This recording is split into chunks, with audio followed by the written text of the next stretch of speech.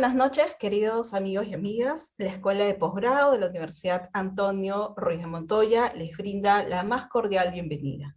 Vamos a dar inicio a la charla informativa del Diplomado en Bioética a cargo del doctor Edwin Vázquez Gersi, quien es el coordinador del diplomado.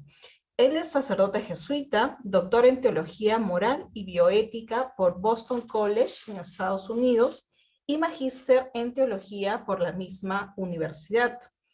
Es docente de teología, ética y bioética con una activa presencia tanto en el campo de la bioética como en los comités de ética de la investigación y los comités de ética clínica. Actualmente labora como decano de la Facultad de Ciencias Sociales y coordinador del Diplomado en Bioética de la Universidad Antonio Ruiz de Montoya. Antes de darle pues, la bienvenida y cederle el pase para que inicie esta charla, quiero comentarles la dinámica de nuestro evento. Tendremos aproximadamente 45 minutos para el tiempo de exposición.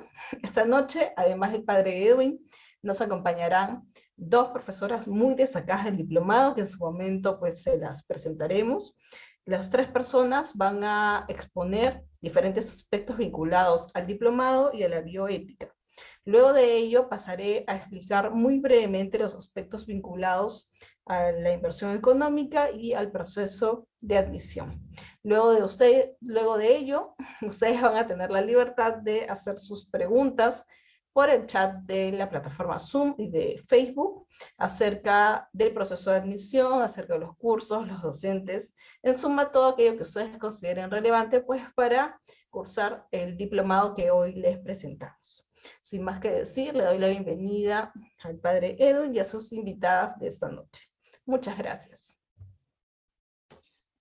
Gracias, Rosemary. Muy buenas noches a todos y todas que están presentes esta noche, que nos honran con su atención para esta presentación del Diplomado en Bioética de la Universidad Antonio Ruiz de Montoya. Tengo el agrado de presentar a la doctora Virginia Garaycochea Cannon, médico pediatra del Instituto Nacional de Salud del Niño, la sede Breña, jefa y fundadora de la Unidad de Cuidados Paliativos de esa institución y docente de nuestro diplomado. La doctora Garaycochea va a hacer una presentación de la bioética, por qué nos interesa la bioética como Universidad Antonio Ruiz de Montoya y por qué les invitamos a estudiar bioética. Le doy entonces la palabra a la doctora Virginia Garaycochea. Gracias, padre. Vamos a entrar un ratito. Buenas noches a todos y todas. Y como dijo el padre, yo soy médico pediatra, laboro hasta la fecha en el Instituto Nacional de Salud del Niño, actualmente en Unidad de Cuidados Paliativos Pediátricos. A lo que llegué para hacer la propuesta ante la gestión para formar la unidad fue por el camino de la bioética. Y el camino de la bioética llegué porque tenía muchas preguntas en el curso del trabajo asistencial en el cual necesitaba cierta orientación, reflexión para tener algunas ideas de cómo solucionar ciertos problemas. Sabemos que la ética viene de la palabra ethos, que significa costumbre, que comprende una serie de reflexiones alrededor de principios, de valores, y la bioética es una rama de la ética que se centra más en problemas más cercanos a nosotros, en los que somos médicos, el ejercicio de la medicina en general, las profesiones de la salud.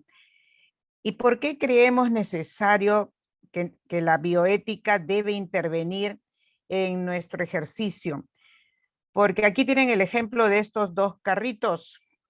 Antes la medicina era simple, era como ese carrito, iba a 20 kilómetros por hora, podíamos tener el tiempo de reflexionar, hacer una breve paradita, reflexionar y solucionar el problema que nos agobiaba o nos interesaba resolver, y podíamos seguir el camino y no teníamos mayores problemas. Eso es la medicina hasta un poquito empezado el siglo XX. Pero después de eso empieza todo un cambio tecnológico muy rápido que nos pone como este carrito de abajo que va a 200 kilómetros por hora y que en cualquier momento que nos podemos distraer, nos estrellamos y morimos en el intento, ¿no? Y entonces en este carrito no podemos hacer paradas bruscas muchas veces porque también podríamos accidentarnos ahí. Y entonces para manejar este carrito necesitamos tener reglamentos, necesitamos tener señalización en las calles, necesitamos algunas herramientas de protección, como puede ser el cinturón ¿no? de seguridad. El carro mismo debe estar preparado para eso. Y entonces eso es lo que en los tiempos actuales constituye la bioética para nuestro ejercicio. El tener la capacidad de frenar, la capacidad de detenernos un momento, de repente cuando hay un semáforo que nos está dando una luz roja de alerta de que no estamos yendo más bien, de que tenemos una señal que nos dice cuidado, peligro, aquí puede haber cosas y conflictos sobre el cual tenemos que pensarlo y por lo tanto detente un poquito, ¿no? Entonces, por eso surge en las que ejercemos ya hace algún tiempito, la necesidad de nutrirnos de aquellas reflexiones que la bioética nos puede dar. Ya la bioética surge, la ética surge a partir de los 60 con este señor que se llama Hans Rasselae Potter, que era un biólogo que se encarga de dar este término de bioética, un puente al futuro, como un abordaje hacia los valores humanos, pero en relación con otros seres humanos y también en relación con la biosfera. Esa es parte de su trabajo, es lo que hoy lo sabemos que es la ética ambiental, todo el asunto del calentamiento global, el asunto que nos agobia ahora en nuestras costas de la contaminación por petróleo, hubiera sido un buen pretexto para Hans Rasselae Potter para investigar, para reflexionar y para conversar sobre el asunto en la sociedad. Pero un añito después, este otro señor, André Hellegers, encomendado por el presidente Kennedy de ese entonces, a raíz de la pérdida de un niño del presidente, que fallece prematuramente, le encarga a él hacer la reflexión bioética en torno a ciertos problemas que pueden presentarse, por ejemplo, en el hijo del presidente que era prematuro. Entonces, este señor Hellegers, que ya venía trabajando, se encarga de lo que ahora ya sabemos que es la ética preferentemente biomédica y que se preocupa más de la relación médico-paciente. Y en el transcurso de todos estos años, a partir de ahí hasta la actualidad, también tenemos que reflexionar porque ha habido grandes cambios en la relación primigeniamente que era médico-paciente. Ahora ya no necesariamente es médico-paciente solamente, sino se transforma en profesional de salud-paciente porque intervienen una serie de actores en las instituciones tipo hospitales, por ejemplo.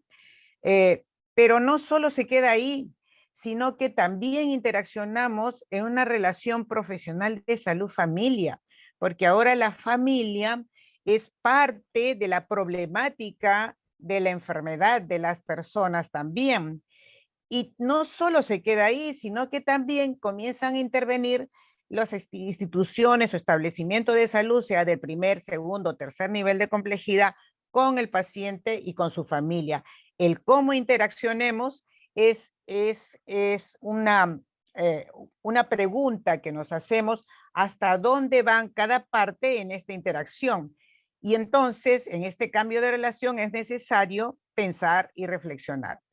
Así como también es necesario reflexionar la interacción de las diferentes profesiones sanitarias en las instituciones de salud. Ahora ya no solo es el médico y la enfermera, ahora es médico, enfermera, el psicólogo, la trabajadora social, el farmacéutico, nutricionista, etcétera, el laboratorista, los tecnólogos médicos.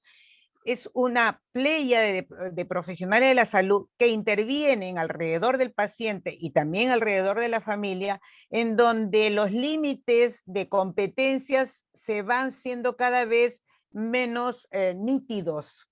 Y entonces comienzan a haber también conflictos entre profesiones de la salud y se habla ahora, por ejemplo, de intrusismo, ¿no? Entonces es un problema también a contemplar.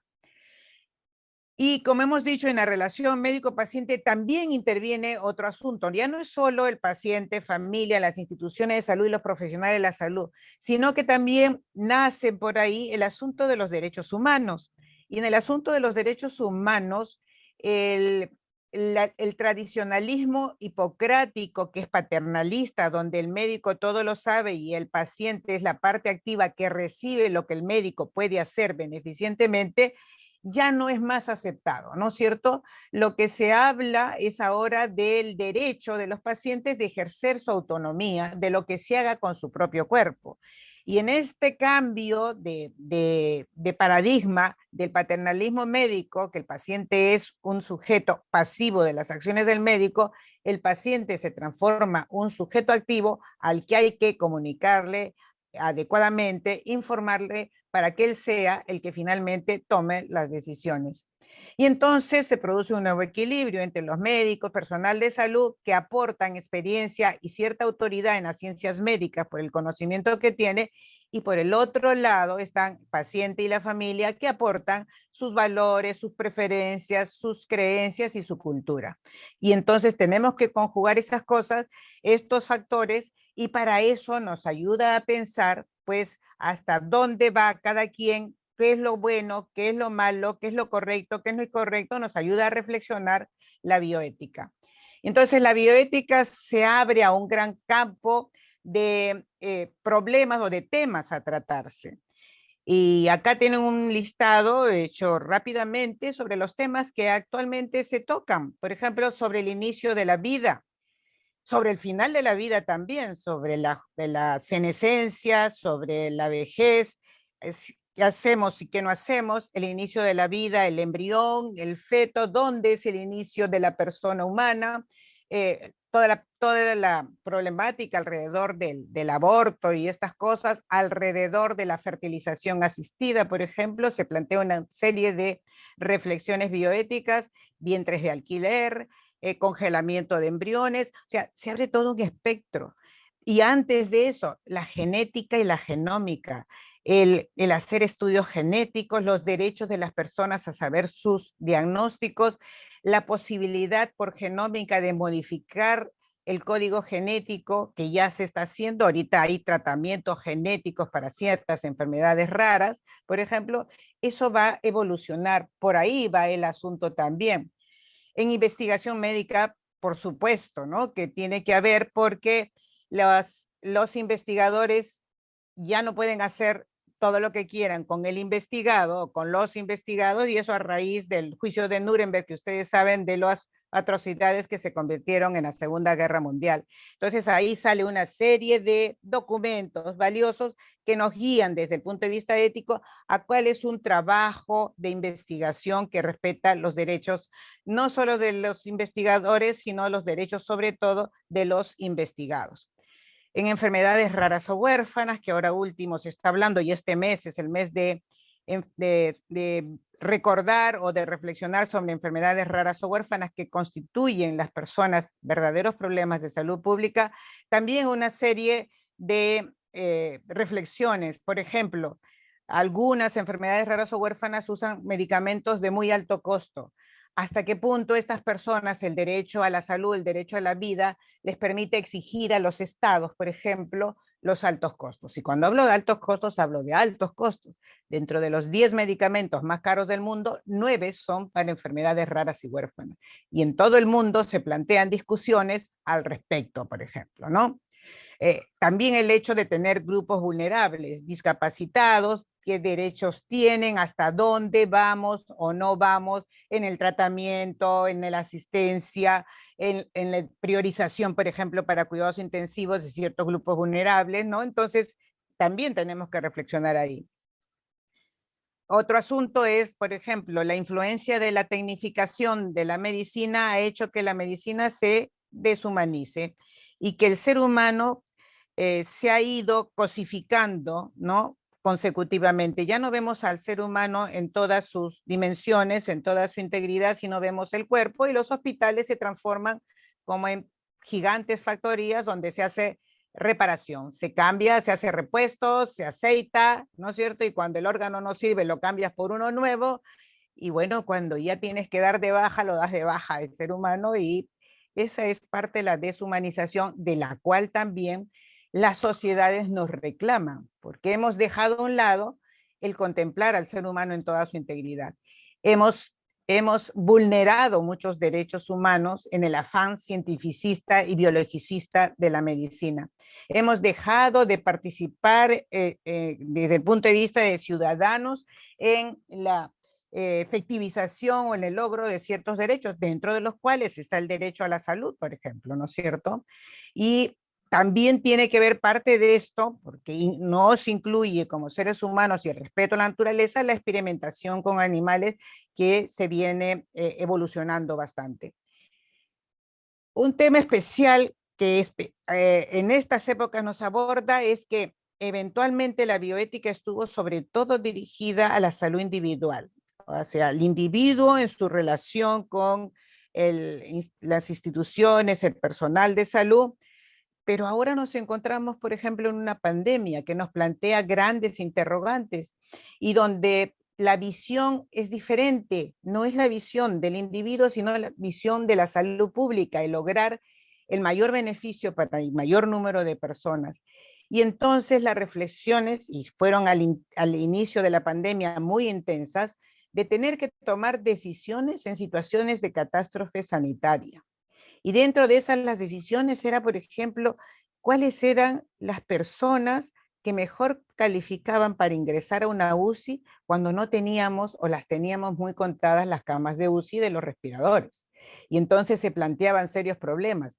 ¿A todos es por orden de llegada o tienes que priorizar a cierto tipo de personas que por sus características puedan tener la opción de sobrevivir, y no priorizas tanto a las personas que por sus características puedan tener no opción de sobrevivir, y que sea más bien que limiten el uso de respiradores o de la tecnología para la sobrevivencia de otros? Entonces, se tuvo que hacer exámenes muy profundos, muy intensos, hubo muchos debates, están colgados en la web, sobre las orientaciones éticas para priorización, por ejemplo, en las UCIs, ¿no? Entonces, ahí entra mucho el soporte, no podía haber decisiones que respeten derechos humanos que no pasaran por el tamiz de la bioética. Y el último que estamos viviendo, y lo hemos vivido, ¿no? Por ejemplo, las vacunas. ¿A quién priorizamos al inicio, cuando no habían vacunas? ¿A quién decíamos, hay que vacunarlo primero y por qué? Y entonces era la priorización del personal de salud para que, no solamente para que no se muera el personal de salud, sino porque si se muere el personal de salud no hay quien te atienda. O sea, era un fin, utilitarismo finalmente. Ya teníamos que enfocarnos en el personal de primera línea para que respaldara todas las acciones de prevención y de tratamiento de la pandemia. Y entonces esa fue parte del asunto. Y ahora la otra reflexión que se viene haciendo es los antivacunas. ¿Hasta qué punto y hasta qué no punto podemos exigirle el carnet de vacunas, el impedirles ingreso a ciertas partes, y etcétera, etcétera? Entonces, la bioética pues reflexiona, y eso se reflexiona también en los medios, ¿no? Los diferentes modelos de ejercicio de la medicina. Y tienen desde el modelo humanista de Patch Adams al modelo intermedio de los que somos más antiguos, hemos visto ER, ¿no es cierto?, donde se plantean muy bonito ciertos conflictos éticos, especialmente en la atención de emergencias y al final de la vida, o si no el famoso Doctor House, que es una visión mucho más sarcástica, fría, pero no deja de haber reflexión ética, ¿no? En algunos de los capítulos son muy fuertes las reflexiones éticas, y así como este podemos tener otros referentes. No olvidarnos que dentro de los deberes de la medicina están restaurar la salud, por supuesto, pero también evitar riesgos y daños a los pacientes con ciertos tratamientos o ciertos tipos de intervenciones. Por ejemplo, hasta qué punto en los tiempos actuales, en los tiempos de cuarentena, y eso lo reflexionamos en los niños, evitamos riesgos en los niños, prohibiéndole el ingreso a los padres para que estén con ellos. De repente, con las condiciones de bioseguridad podemos entrar a los padres y el niño tiene menos efectos psicológicos y traumáticos de las hospitalizaciones, ¿no? Entonces hay que reflexionar. El respeto de los derechos de los pacientes, el respeto de, por ejemplo, morir acompañado, ¿no? Eso se ha violentado y sobre eso se está reflexionando. El alivio del sufrimiento, el mantener una buena calidad de vida finalmente.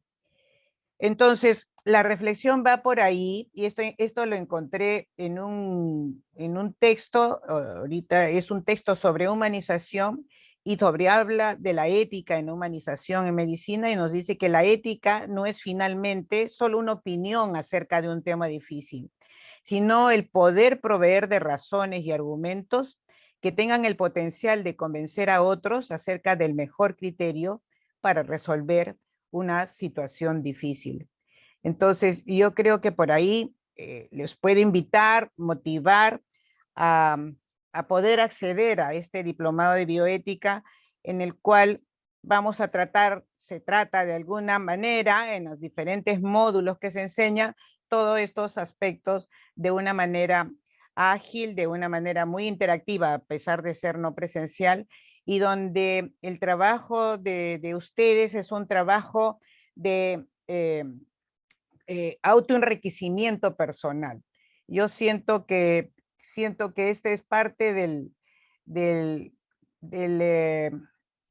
plus del diplomado, ¿no? O sea, ustedes entran al diplomado como una persona A y van a salir como una persona B, enriquecida, reflexiva, humanizada, ¿no? Ese es mi concepto, ese es mi consejo, esa es mi experiencia. Gracias, padre. Gracias, doctora Garaycochea. Muchas gracias por esta presentación de qué es la bioética. Por supuesto, es un tema amplio que no puede agotarse en una brevísima charla. ¿Y por qué? ¿Por qué consideramos que es importante no solamente para el personal de salud, como veremos, sino para otros profesionales adentrarse en estos terrenos de la bioética? A continuación, yo voy a decir algo respecto del diplomado en sí mismo.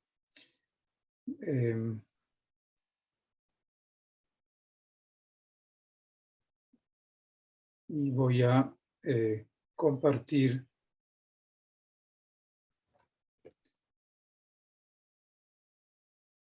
Se ve, ¿verdad? Sí, padre. Sí se ve. Ok, gracias. Después de haber entonces escuchado a la doctora Garaycochea exponer unas ideas generales sobre la bioética y haber hablado desde la relación personal de salud-paciente hasta los aspectos de salud pública, la preocupación por el bien común y el concepto de ciudadanía, yo quisiera subrayar este último aspecto. La pandemia nos ha hecho caer en la cuenta de las graves carencias de nuestro sistema de salud, que duda cabe. No tenemos que abundar en detalles y ahí tenemos desnuda delante de nosotros la realidad de salud de nuestro país y las tareas inmensas que las autoridades y todos los vinculados con la salud tienen. Pero esta urgencia que vemos de la crisis en salud nos hace caer en la cuenta de que desde el punto de vista de la bioética, la reflexión bioética, además de todo aquello que hemos visto, la relación personal de salud, paciente, los problemas de inicio de la vida, problemas de final de la vida, como el caso que tenemos ahora delante en la prensa, el caso de la señora Ana Estrada y su petición de eutanasia, aunque como la doctora Garaycochea explicaría, no es exactamente eutanasia lo que ella está solicitando. Temas más generales que la doctora Garaycochea no ha desarrollado por falta de tiempo, que no son estrictamente del campo de la salud, sino temas de nuestra condición humana, de cómo nos entendemos a nosotros mismos como seres humanos, como especie, como la clonación, el transhumanismo. Son asuntos que van más allá del campo de la salud. Y por eso en esta propuesta, aunque nosotros no tenemos tiempo de abordar en detalle esos temas, sí presentamos una visión amplia de la condición humana, desde la ética y desde la antropología. El diplomado tiene como objetivo general especializar a profesionales involucrados en la promoción y defensa de la vida, como ustedes que están interesados en este diplomado, que pueden ser del campo de la salud o de otras especialidades, con una visión solidaria, libre, inclusiva y sustentable de la sociedad. En estos 4 adjetivos y sustantivos nosotros decimos cuál es el propósito de este diplomado. Una visión solidaria, es decir, no es solamente informarse, tener conocimientos, sino como una ética aplicada, la bioética pretende tener incidencia social desde una visión solidaria, libre, es decir, científica, ¿no es cierto? Las personas con esta mentalidad antivacunas que responden a esta mentalidad de posverdad tan presente hoy en nuestro mundo, creemos que no tienen la libertad suficiente. Esa es nuestra postura. Sí, pueden tener una visión crítica de la ciencia, ¿de acuerdo? La ciencia no es aséptica, no es neutral en ese sentido general, no tiene intereses, pero la ciencia tiene objetividad, y eso es lo que hay que defender, la objetividad de la ciencia. Una visión inclusiva que procura dialogar con todos los sectores, ¿no? Procurando ser tolerantes con todo, y ahí viene un límite, ¿no? Tal vez menos con la intolerancia. Esa es una pregunta que yo me hago, ¿no? Debemos ser tolerantes con todo, menos con la intolerancia. Es un tema. Estoy formulando la pregunta. Y sustentable de la sociedad. La sostenibilidad o sustentabilidad es un tema central, porque el planeta está en riesgo. Entonces, todo lo que hagamos tiene que tener esta visión sustentable, brindando herramientas de conocimiento fundamental de la bioética con base en fundamentos antropológicos, filosóficos y científicos vinculados al respeto, la dignidad y la protección de la vida humana. Sin duda, nos mueve, como podría decir cualquier persona interesada en la ética y en la bioética, pero hay matices, ¿no? Depende mucho de la visión del ser humano, la visión ética y antropológica. Entonces nosotros defendemos la centralidad de la persona humana y su dignidad inalienable. Objetivos específicos: brindar las bases teórico-conceptuales del análisis bioético, hasta donde eso es posible, proveer de herramientas de análisis al interior del campo de la bioética con el fin de abordar problemas éticos de los confines de la vida, es decir, inicio, final de la vida. La deliberación en los comités de ética es un tema muy importante. La deliberación es un concepto técnico y esto se aborda en el curso de bioética clínica, pero también se ven los comités de ética de la investigación. Es otro campo muy interesante que nosotros tratamos en un curso aparte, justificados en las necesidades sociales y culturales del país. Necesidades sociales y culturales del país. Nos interesa una mirada amplia, ¿no? En la medida que somos capaces, cada uno de los participantes, de los docentes de este diplomado, en que nuestra formación nos permite esa mirada social y respetuosa de la diversidad cultural de nuestro entorno nacional. Queremos defender eso. Y esta es nuestra malla curricular. Son 8 cursos que hacen un total de 24 créditos, como pide la SUNEDU. Y allí tienen cursos generales, los 3 primeros, Introducción a la Bioética, Fundamentos de Ética y Antropología y Bioética, como ya había adelantado.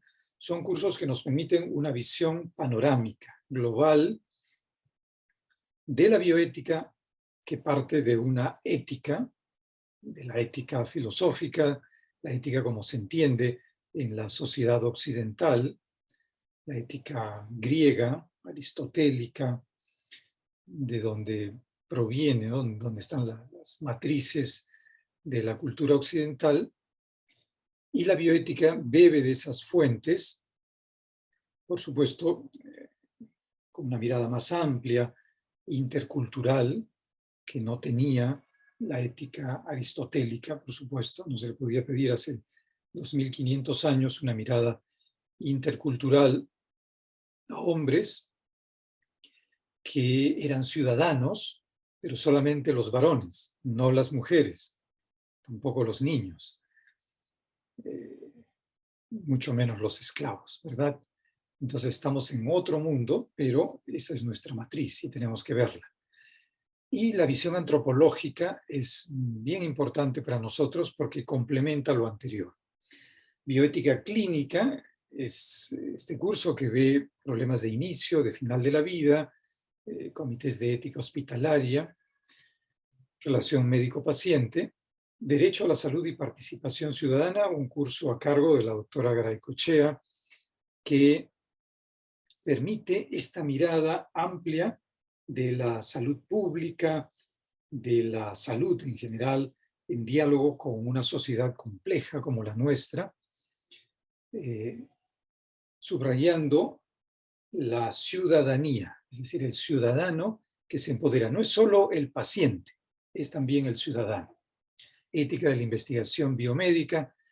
Tenemos un profesor especializado en ética de la investigación biomédica y comités de ética de la investigación, porque ese es un aspecto importante de la bioética hoy, y es una de las razones del nacimiento de la bioética, ¿no? Los abusos en la investigación biomédica. Finalmente, bioética y salud pública, a cargo de un especialista, un ex ministro de salud, que puede orientar bien en el campo de la salud pública, cómo la bioética dialoga con la salud pública y tiene una palabra que decir respecto de la salud pública, que es una especialidad en sí misma. Y el bioderecho, que cada vez cobra más fuerza. No podemos soslayar la mirada ante las leyes de las naciones que tienen algo que decir respecto de la bioética, sea por los conflictos a nivel de malpráctica médica, y entonces los abogados están interesados en defender a los pacientes que han sufrido esta malpráctica, o porque el derecho tiene una reflexión sustancial y sustanciosa sobre aspectos de inicio y final de la vida, pero en general sobre la bioética, sobre muchos aspectos de la bioética, sobre la misma relación médico-paciente. Entonces, tenemos que darle un espacio al bioderecho. No es suficiente, pero allí está presente. Esta es nuestra plana docente. Tenemos al doctor Gonzalo Gamio. Estoy yo allí presente como número 2, porque esto está en orden de los cursos, en orden de aparición. El doctor Víctor Casallo. Entonces tenemos 2 filósofos que nos ayudan a reflexionar sobre antropología y sobre ética. Y yo que me ocupo del curso de introducción a la bioética. La doctora Pilar Vandrés, médico, está a cargo del curso Bioética Clínica. La doctora Garaycochea, que ustedes ya conocen por esta charla, a cargo del curso Derecho a la Salud y Participación Ciudadana. El doctor Freddy Canchiguamán se ocupa del curso Ética de la Investigación Biomédica. El doctor Aníbal Velázquez, como un especialista en salud pública y un conocedor de las políticas públicas de nuestro país en salud, se ocupa del curso Bioética y Salud Pública.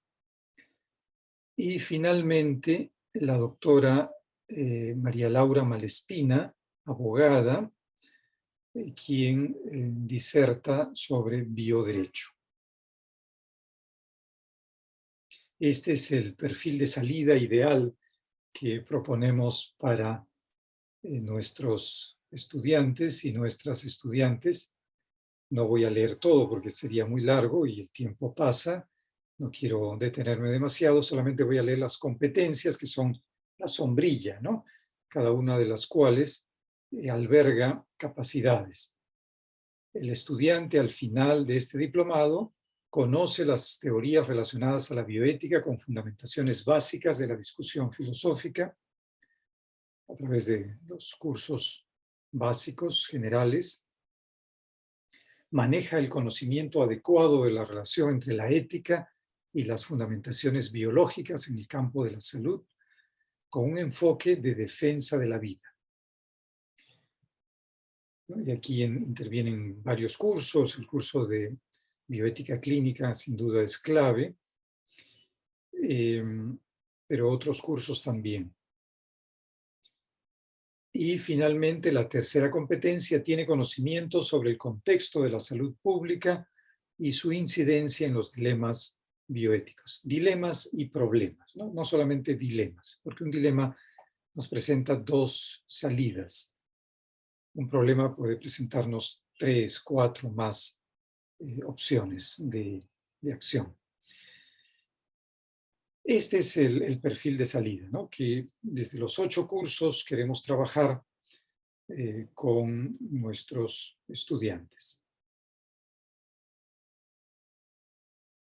Finalmente, cada curso tiene una duración de 7 semanas. Son cursos focalizados en parejas, ¿no? Se dictan 2 cursos a la vez para que los estudiantes puedan concentrarse solamente en 2 temas que van en paralelo, pero no hacemos coincidir la entrega de trabajos para facilitar la actuación de nuestros estudiantes. Cada curso tiene 3 videoconferencias en que los estudiantes interactúan en vivo con los docentes y por supuesto hay lecturas y textos académicos para cada temática y la evaluación consiste en ensayos, estudio de casos, foros de discusión, puede haber análisis de una película o la elaboración de un protocolo, como en el caso de consentimiento informado, etcétera.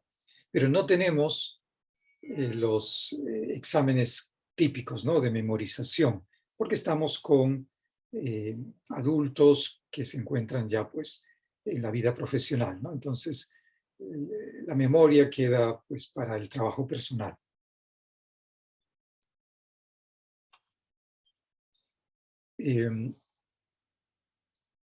Es un diplomado a distancia, aunque diseñado originalmente como un diplomado semipresencial. Pero la pandemia nos obliga, hasta este año 2022, a ofrecerlo 100% a distancia. Consideramos que el componente presencial es necesario, un pequeño componente presencial, y esperaríamos retomarlo más adelante. Habrá 2 conferencias con invitados internacionales y el diplomado está dirigido a profesionales del campo de la salud, tanto médicos como enfermeros, enfermeras, psicólogas, psicólogos y otros profesionales del área de la salud, abogados y profesionales en general interesados en la bioética y esta temática rica que hemos presentado. Muy bien, eso de mi parte. Gracias por su atención. Voy a dejar de compartir para dar la palabra a la siguiente persona. Doy ahora la palabra a Sonia León Rosales. Ella es psicóloga de profesión y tiene estudios completos de maestría en gestión de proyectos sociales y tenemos el privilegio de tenerla como tutora de nuestro diplomado. Ella va a explicar en qué consiste la tutoría. Adelante, Sonia. Buenas noches, padre, gracias. Buenas noches a todos nuestros invitados e invitadas, ¿no?, interesados en esta charla informativa sobre el diplomado en bioética. Tanto la doctora Virginia como el padre Edwin han dado una información general, pero creo yo sustanciosa también, sobre el contenido del diplomado. En esta parte yo les voy a compartir de manera breve, espero que clara también, sobre la forma de llevar este diplomado en bioética a través de la tutoría virtual. Como han mencionado nuestros antecesores, el diplomado es 100% modalidad virtual.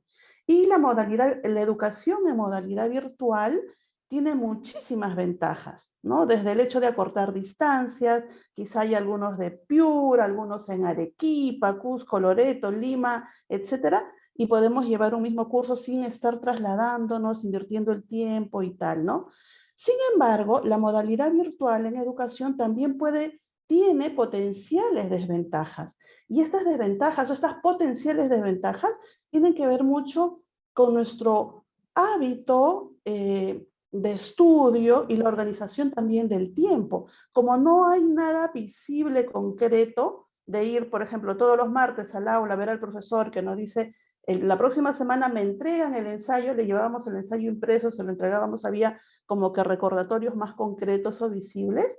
En la modalidad virtual no es así, no es concreto, no tengo que enviar un impreso, y quizá por eso a veces los estudiantes de modalidad virtual dejamos de lado, dejamos pasar las horas, las fechas, esperamos recién el domingo para revisar la guía, qué tarea tenía que hacer, y a veces el tiempo no alcanza porque son varias lecturas, etcétera, etcétera. Entonces, ante esas potenciales dificultades o amenazas que implica una modalidad virtual, este diplomado, como se ha mencionado, le da un plus más a sus estudiantes, a sus participantes, que es la tutoría virtual. Yo la verdad tengo el honor de estar acompañando este diplomado ya desde el 2018-19, y entonces ahora les explico en qué consistiría mi rol como tutora. ¿Me permiten un segundito para poder compartir? Básicamente, para hacerlo de manera esquemática, sencilla, el rol de la tutoría virtual, en este caso el rol mío con todos los que estén llevando el diplomado, tiene que ver con 3 puntos: con la orientación, con el seguimiento y el acompañamiento. Y no solo a los estudiantes del diplomado, también a los docentes estamos en constante comunicación, a veces hay temas quizá novedosos, quizá de tiempo, y entonces estamos también ahí alertas a nuestros docentes para que el desarrollo de sus cursos pueda llevarse de la mejor manera posible como está planteada, y como le decía, también tenía que ver con el tema de las formas. El tema de las notas también es importante, ¿verdad? Entregamos un trabajo, queremos la retroalimentación, queremos la nota, hay un plazo para ello y estamos también acompañando, enviando alertas a nuestros docentes, etcétera, para que las notas, la retroalimentación pueda estar siempre dentro de los tiempos esperados. Cuando hablamos que uno de los roles de la tutoría virtual que ustedes van a recibir cuando empiece nuestro diplomado, en orientación nos referimos al poder brindarles todo tipo de información, y de hecho, información no solo asincrónica, sino la podemos hacer de manera en tiempo real, ya sea por teléfono o por WhatsApp, dependiendo, desde cómo ingresar, por ejemplo, a la plataforma virtual.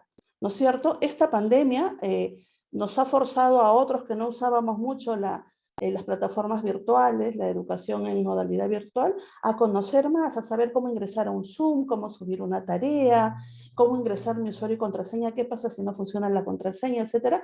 Y quizá todavía tengamos por ahí algunas dificultades, ¿no? Entonces tenemos como quizá un cierto temor de no llevar un diplomado virtual porque no sé mucho manejar la máquina, etcétera.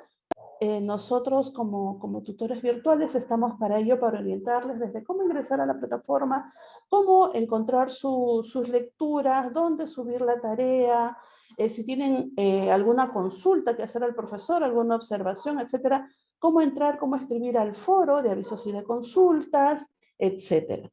Eso en cuanto a la orientación, ¿no? Términos generales también, un poco relacionado a los temas administrativos, saber.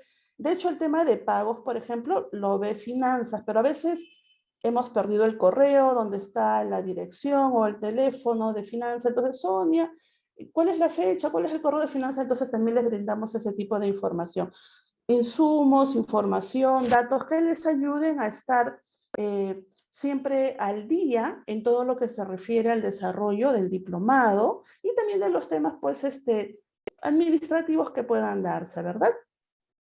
Ahora, el otro punto importante que desarrollamos como tutores virtuales es el de seguimiento. El seguimiento, por favor, véanlo acá y seguramente si ustedes tienen colegas o amigos que han llevado ya el diplomado, no es un seguimiento, no es un reglaje así de que hoy día es 5 de febrero, ya tienes que haber entregado tu tarea, sino es un seguimiento más bien que lo hacemos con mucha empatía, ¿no? Enviamos recordatorios, alertas, de cuándo vamos a tener la videoconferencia, por ejemplo, o cuándo nos toca entregar un trabajo, o si tenemos que enviar algún aviso, armar grupos, estamos nosotros pendientes, conversando constantemente, para que ustedes puedan cumplir con las diversas actividades de los cursos del diplomado, ¿no? Y también en ese sentido, si tuvieran alguna duda en cuanto al formato de cómo entregar una tarea, por ejemplo, vamos a estar siempre pendientes. La verdad, nuestro interés en que el desarrollo de este diplomado y que los participantes realmente aprovechen 100% este diplomado, ese interés nos lleva a estar realmente 24/7 al pendiente, ¿no? De hecho, en algunos momentos, dependiendo de cómo se va moviendo el grupo, a veces el mismo domingo, al mediodía, ¿no? Por si acaso, hoy día hasta las 11 de la noche hay que entregar la tarea del curso tal, les vamos enviando recordatorios, vamos absolviendo consultas también, ¿no? Y en cuanto al acompañamiento, tiene que ver con el hecho de no sentirse solos, porque la modalidad virtual a veces como lo podemos sentir como, estoy yo solita, ¿no? Yo solita estoy haciendo mis lecturas, estoy elaborando mi ensayo, por ejemplo, estoy participando en el foro de discusión, me olvidé de la videoconferencia que es el martes, entonces estoy como, dejé de enviar una tarea, nadie me dijo nada, pasó 2 semanas más, ya se me acumularon 2 tareas, ya mejor me retiro, ¿no? Entonces, este acompañamiento que brindamos es justamente para que ustedes puedan sentirse acompañados y también el poder escucharles, ¿no? Se han dado algunos casos de situaciones familiares, quizá de enfermedad o a veces de viaje, ¿no?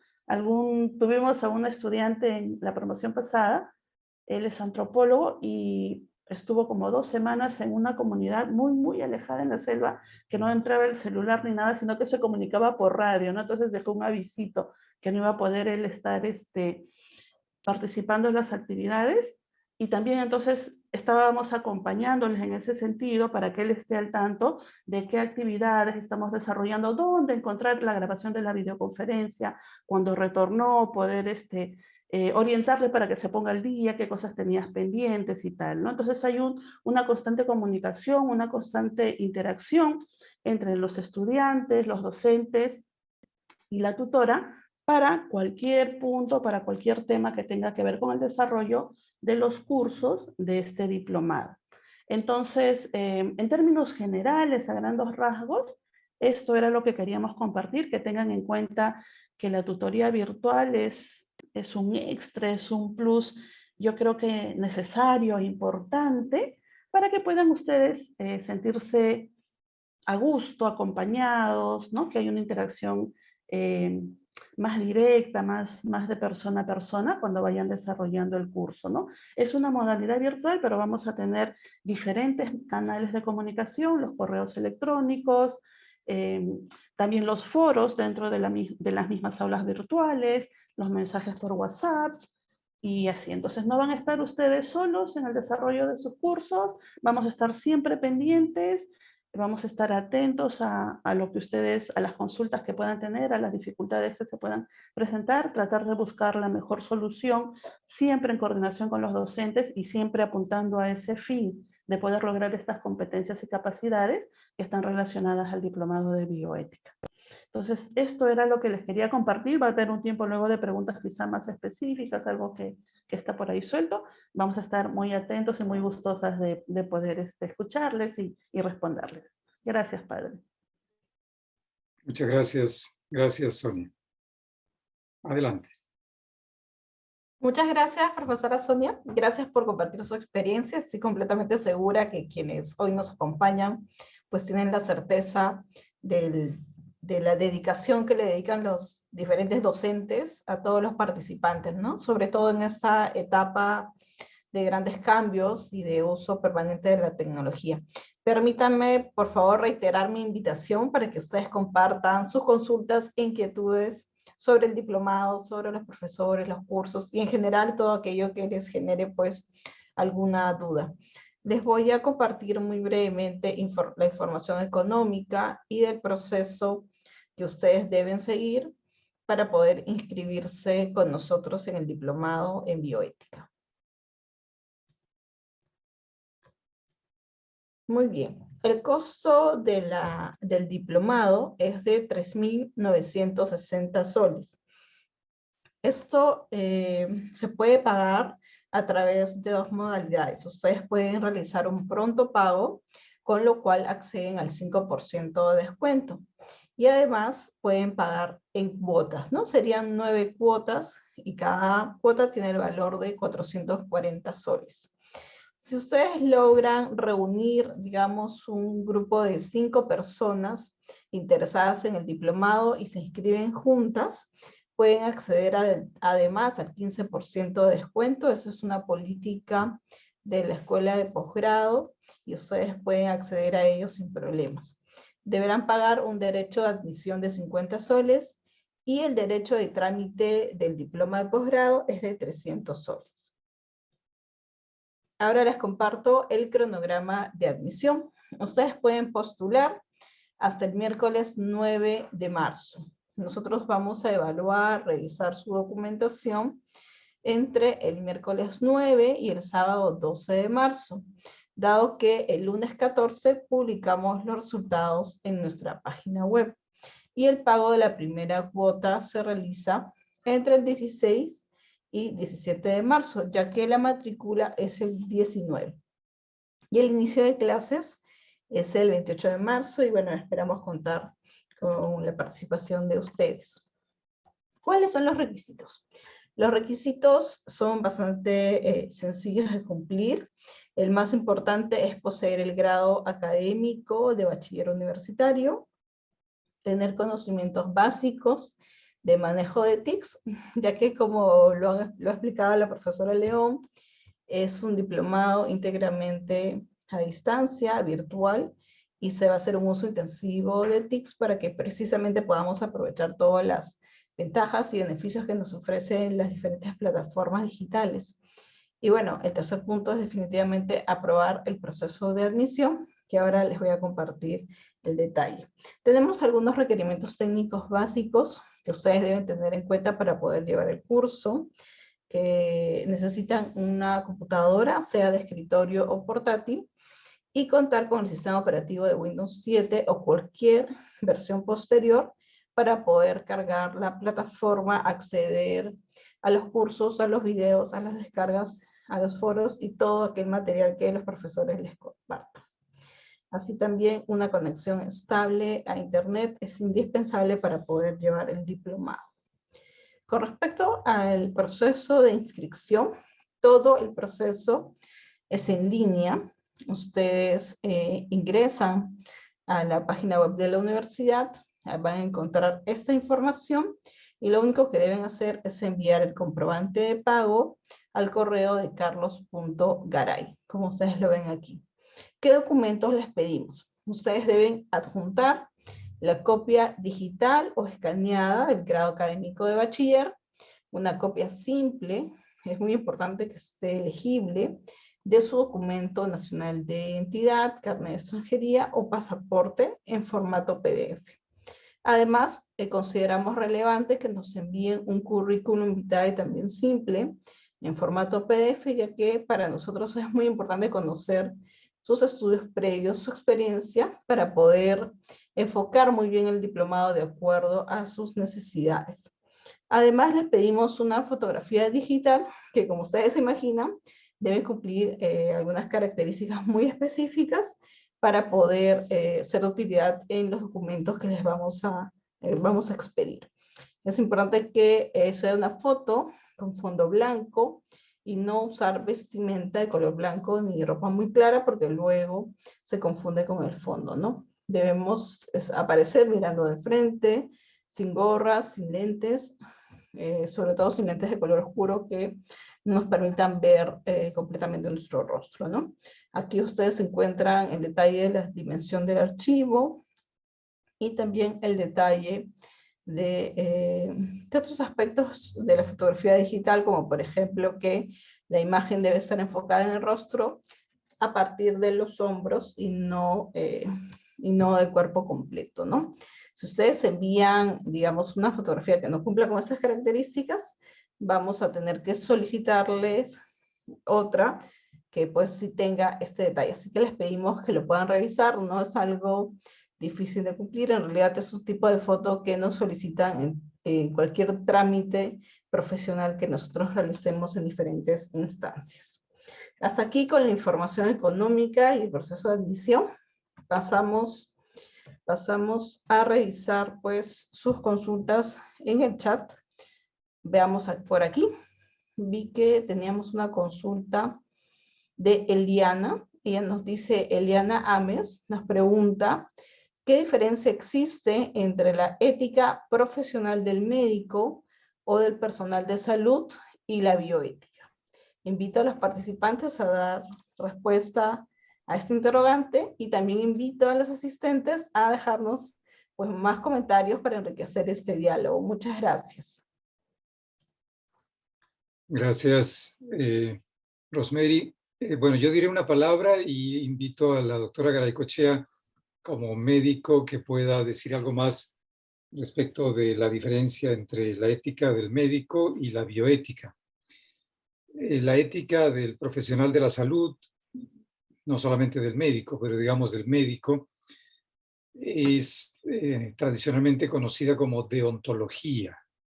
Es la ética profesional. Cada profesión tiene una ética propia, no solamente el código, sino una reflexión respecto de los fines de esa especialidad, de esa profesión. Y la bioética llega a desafiar y cuestionar esa deontología médica. Y precisamente estudiamos en este diplomado cómo irrumpe la bioética para cambiar el horizonte tradicional de la ética médica. Nada más de mi parte. Doctora Garaycochea, tal vez quiera decir algo más. Sí, uno de los autores y de habla hispana que desarrolla más el tema de ética profesional es Adela Cortina, ¿no?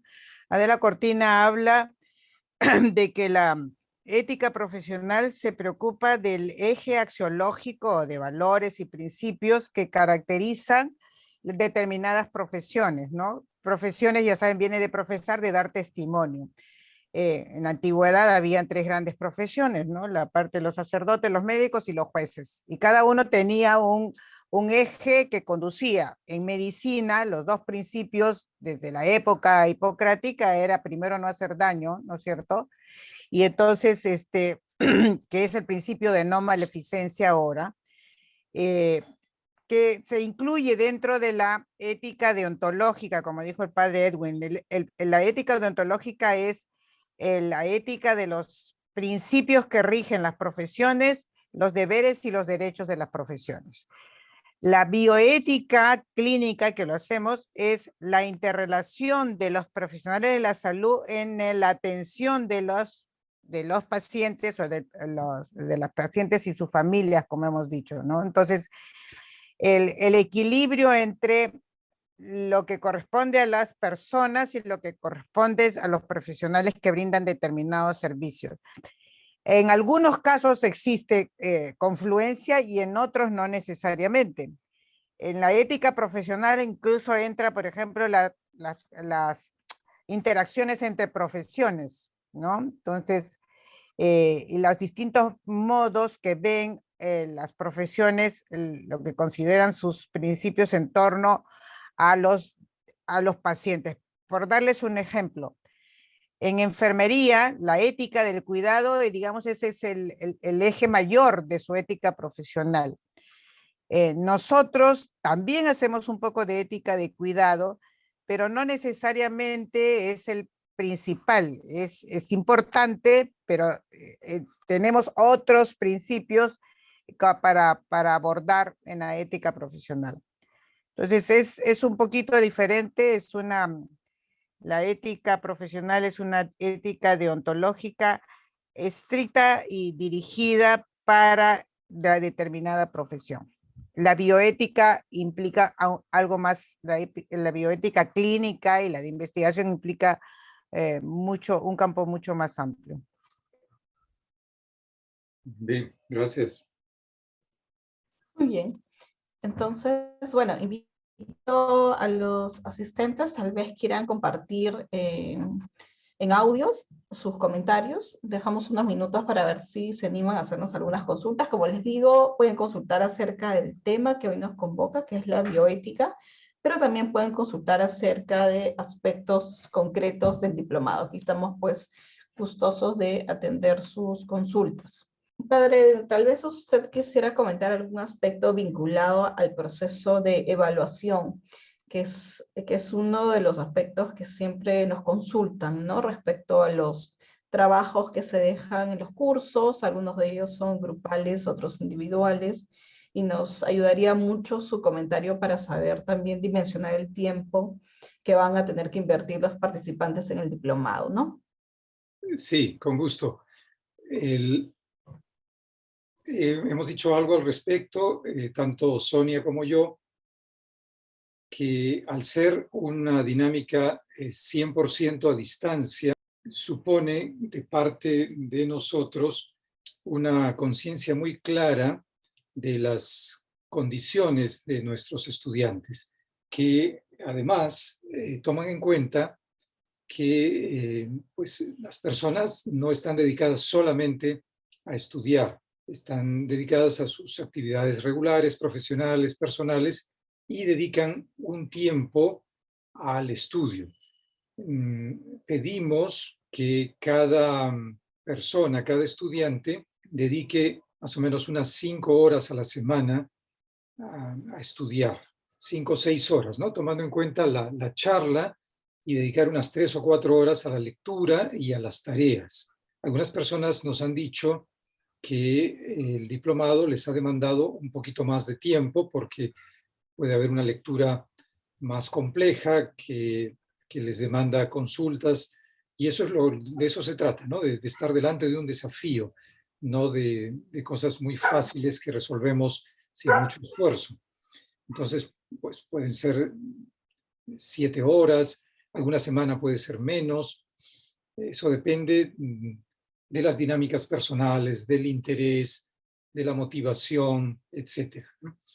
Entonces, en ese contexto aparecen las tareas y las evaluaciones correspondientes que no toman en cuenta en ningún momento un examen escrito, ¿no? Como el examen tradicional de memorización, sino son trabajos de desarrollo, de reflexión, de consulta, manejo de bibliografía, de reflexión personal, tanto individuales como grupales. La mayoría son individuales, algunos pocos trabajos son trabajos grupales, pero la dinámica pide que la mayor parte de la actividad sea individual. Y bueno, las calificaciones son como se acostumbra, ¿no? De 0 a 20. Perfecto, muchas gracias. Creo que a los participantes les deja muy tranquilos el saber que en el diseño mismo, el diplomado contemplado precisamente estas dinámicas personales y las dinámicas de nuestros tiempos al momento de llevar un diplomado a distancia, ¿no? Le agradezco que nos haya brindado ese nivel de detalle. Estoy completamente segura que las reflexiones que hoy nos han brindado los 3 expositores nos han ayudado a comprender más las grandes dimensiones que tiene la bioética y las implicancias que tiene, no solo en el campo de la salud, sino en realidad en el devenir del ser humano, ¿no? Les agradezco mucho a los expositores de hoy, a las expositoras de hoy que nos hayan podido permitir esta reflexión también personal. Estoy segura que los asistentes así lo han asumido. Agradezco su participación. Gracias a la doctora Virginia Garaycochea, a la profesora Sonia León y al padre Edwin Vázquez por acompañarnos esta noche. Gracias también a los asistentes por darse el tiempo de acompañarnos y de mostrar interés en ese tema tan relevante y actual como es la bioética. Con ello doy por concluida esta charla. Muchas gracias. Hemos dejado en el chat los datos de nuestro asesor comercial para que ustedes puedan tomar contacto con Diego Tapia y resolver cualquier inquietud o pasar a inscribirse. Hemos compartido también el detalle del link de la página web en donde ustedes encontrarán pues la información sobre la malla curricular, los cursos y los horarios. Muchas gracias, muy buenas noches. Gracias, gracias por participar. Buenas noches. Buenas noches, buenas noches.